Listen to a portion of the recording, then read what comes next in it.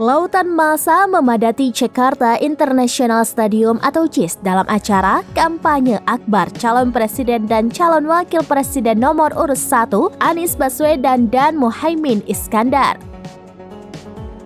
Pada pukul 8, massa memenuhi stadion berkapasitas 82.000 tempat duduk itu.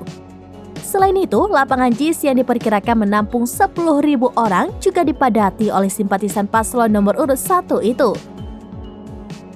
Tidak hanya di dalam stadion, massa juga terlihat memadati area sekitar JIS. Jalan-jalan menuju JIS dipenuhi dengan kendaraan dan massa yang hendak menuju JIS.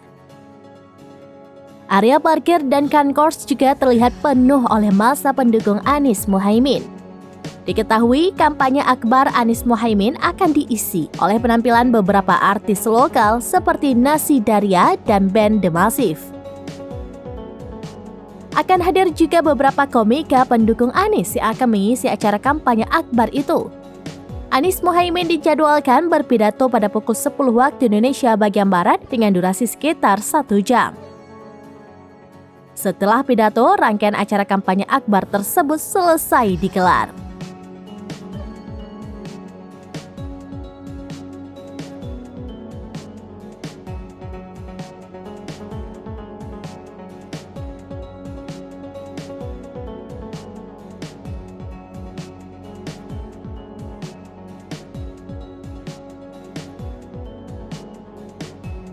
Download Tribun X sekarang, menghadirkan lokal menjadi Indonesia.